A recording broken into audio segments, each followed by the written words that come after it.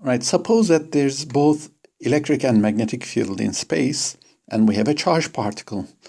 So how will that charged particle move? What will be its trajectory? What would be the shape of its trajectory? Right? We can solve these kind of problems, especially when the electric and magnetic fields are uniform. But these are usually very complicated questions, and there is no purpose in solving these kind of problems in here. But essentially, you can guess what kind of trajectories there will be, because since there's a magnetic field, there will be circular-like things.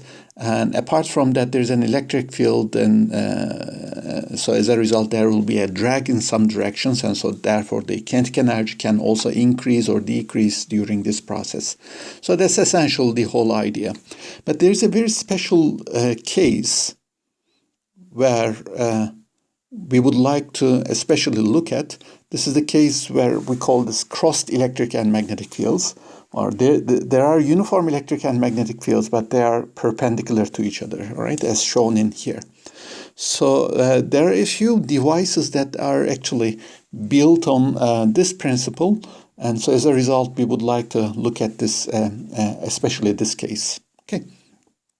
So the Lorentz force is the force expression that we are going to use. So let's remember that the Lorentz force is essentially the electric force and added with the magnetic force, right?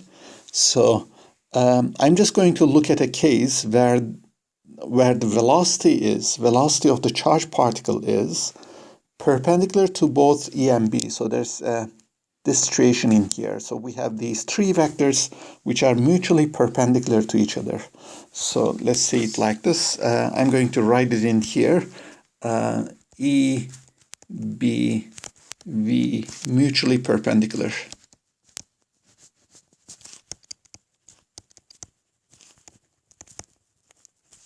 Right?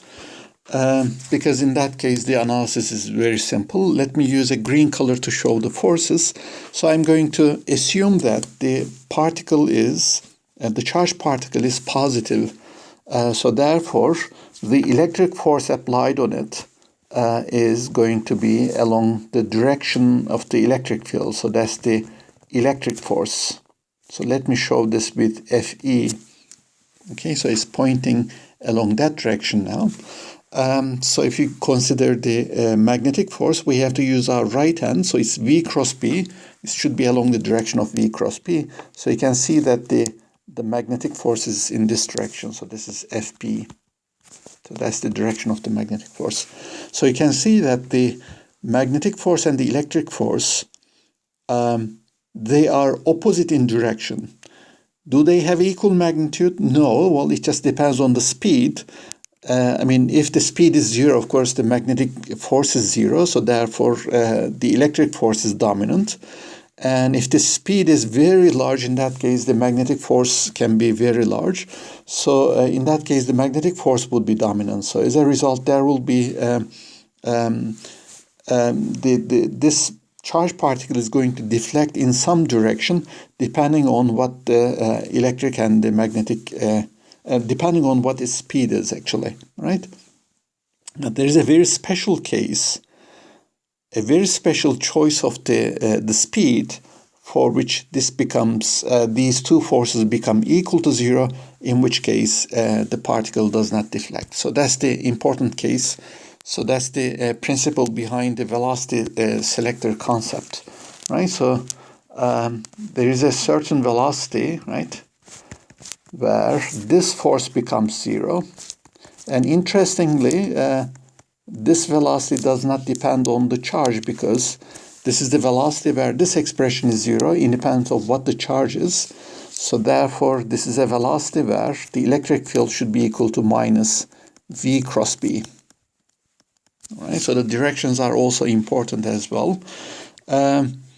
So in any case, of course, there's from this equation we can find the direction of the corresponding fields and the velocities, but I can also find the magnitude. So you can see that the magnitude of the electric field is basically equal to VB times the sine of the angle between them. but this angle is 90 degrees, so therefore this is 1. So the electric field should be equal to speed times the magnetic field. So that special speed is basically the ratio between the electric and the magnetic fields, right? So that's that special speed. I'm also going to say this, let's say it like this: V is in the direction of E cross B. So if you compute the cross product of the electric and magnetic fields, the direction of this quantity gives you the direction of the velocity. And the E cross B magnitude also has some kind of some other physical meaning, but this is not concern. It's not of concern to us. I'm just giving this rule in here, but do not memorize this. You can easily derive that direction. You can also derive that relationship. No problem with this. Do not try to memorize any of these things, right? So as a result, I mean, if we have an electric and magnetic fields like that, right? Electric field along this direction and the magnetic field along that direction, in that case, there is a very special velocity along this direction with a definite magnitude, where if the particle is moving with that special speed, the force on it would be 0. So therefore, that particle would be undeflected. Okay, what's the use for us? Let me show it in a different diagram in here. I'm going to use white colors now for all the fields. So the electric field is like that. The magnetic field is like that. At that special speed, when the particle is moving at that special speed, it will be undeflected, right? Undeflected. But of course, I cannot adjust all the particles to have the special speed. But I can choose particles with the special speed. So usually what we have is actually a beam that's sent in here. So that's a beam of particles. This beam is going to contain many particles with many different velocities. And some of them will be moving slowly and some of them moving fast. So the for slow moving particles, the magnetic force on them would be smaller than the electric force. So therefore, the slow ones will deflect along this direction. And there will be some fast particles. So the fast ones are basically are going to deflect in some other direction. So therefore, in these beam of particles, there are many particles which are going to be deflected. But the particles with the right velocity, which is computed by for these special electric and magnetic fields, they are going to move undeflected. So this is then how we build a device that we call as the velocity selector, right? So the purpose of that device is whenever there's a beam of particles where the particles are moving with different velocities, this device selects particles with that particular speed. So essentially, you have two plates in here and small holes in here. You just send the beam in such a way that the beam is sent like that, in such a way that whenever the particles pass from this hole, they are also going to pass from the other hole. But you place a magnetic field and a cross magnetic and electric field within these two places in here. So all the unwanted particles will get deflected. And so all the particles that pass from the second hole will have the same velocity. So all particles in here, all particles have same velocity. So as a result, you can build a beam of particles where all particles have the same velocity. So that's the purpose of the velocity selector. What's the use? What's the use of velocity selector? One use of the velocity selector is for measuring the properties of the charge particles, especially its charge to mass ratio. So at this point, let's then talk about the discovery of electron by J.J. Thomson. all he has done is actually has measured the this charge to mass ratio of the electrons, and he was able to say that these particles are much smaller than the atom. So therefore, it was an unknown particle at that time, right? That's the first fundamental particle that has been discovered. So why do we need the velocity selector in here? So let's remember how we can measure the charge to mass ratio. So let's just take a simple acceleration by an electric field, for example. So you have some electron in here, an electron beam actually. So we don't have a single electron, we have many electrons, and they are coming with some certain velocity. And of course, if there is nothing, of course, they are going to move undeflected. But instead, you just pass these particles in a region between parallel plate capacitors, let's say. So there's a parallel plate capacitor in here with a known potential difference, so therefore with a known electric field in here. So the electric field is upward, right? Which means that these electrons will now accelerate downward, right? Accelerate downward. And so as a result, they are going to deflect from the original beam. So as a result, you first do not apply any potential difference between plates. So you just observe the electrons pass through this beam. And then you apply a potential difference, and then you notice that they deflect, and then you measure that distance in here. Right? You can easily see what that distance is. There's basically an acceleration in the downward direction. So let's say it like this. This is 1/2 of a times t squared. A is the acceleration in the vertical direction in here. And that acceleration is basically the force applied on the charged particle divided by its mass. So as we have said before, this expression depends on the charge to mass ratio. So from here, you can compute the charge to mass ratio. But let's remember what you can measure. You can measure the deflection in here. So that's one of the measurements that you take, right? That's the deflection. That's the first thing. You can measure the electric field. That's basically by using the potential difference and the distance between the plates. You don't know how long the electrons pass from this region. So to be able to measure the time where the electrons are subjected to that force, you need to know their speeds. So let's just say it like this. If the length of these plates is equal to L, in that case the time to traverse that region is given by L divided by the speed. So as a result, if you know the speed of the electrons, and only if you know the speed of the electrons, in that case you can find that time. And so as a result, in this expression, then you can express the E over M ratio. So you can then find E over M and express it in terms of the measured quantities. But for this, you need to have a beam of particles, beam of electrons, where all of them are moving with the same speed. Okay, so as a result, you need a velocity selector in here.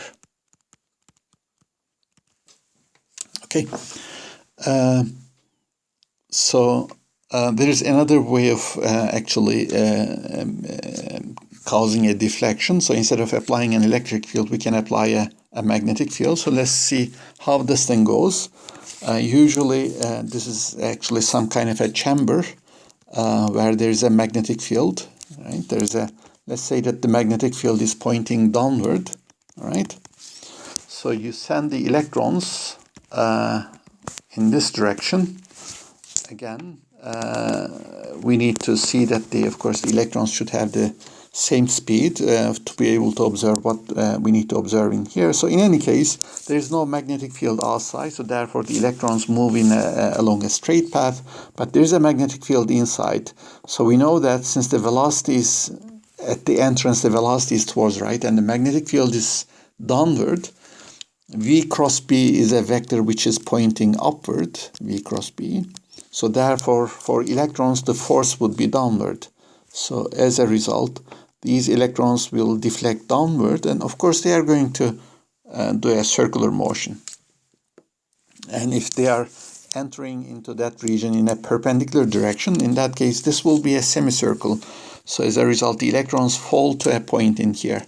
So what they do is they just place a photographic plate in here.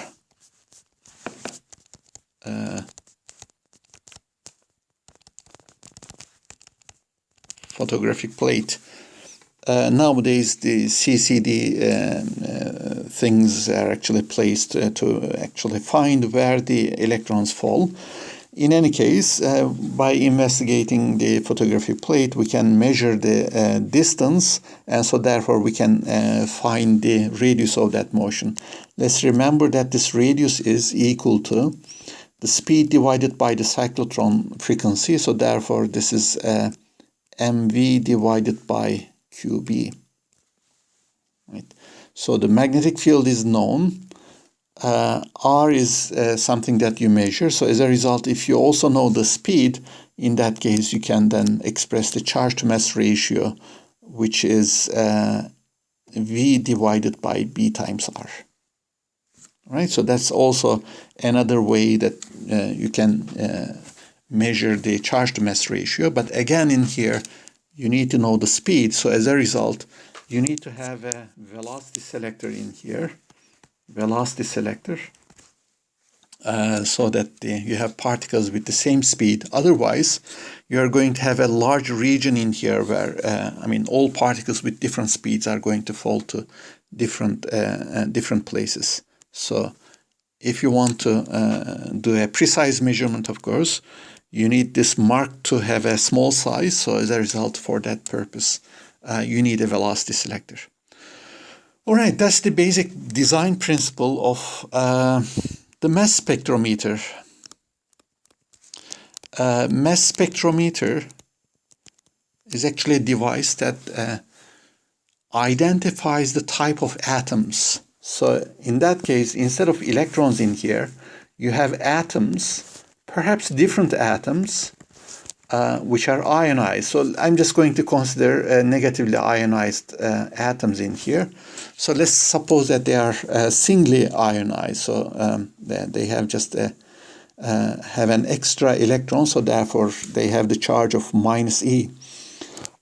So the velocity selector doesn't care what the type of the atoms are, because the velocity that the velocity selector selects depends only on the electric and the magnetic fields. It doesn't depend on the charge of the particles, and therefore it doesn't depend on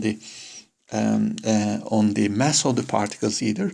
So as a result, with the same velocity selector, you can select many particles, but you make sure that all of them are moving with the same velocity, right? So as a result, you have different atoms in here. So when they enter, they are going to deflect. But since this radius of deflection also depends on the mass, you can see that the lighter atoms are going to deflect less, and heavier ones are going to deflect more. So as a result, if you have a few kinds of atoms, at the end on the photographic plate, you are going to notice a few marks in here. By measuring the position of these marks, you can measure the radius, and as a result, you can identify the mass of the particles. But you essentially, of course, you first measure the charge to mass ratio, but by using the known charge of the electron, you can then compute the mass. So therefore, this is a device that measures the mass of the particles.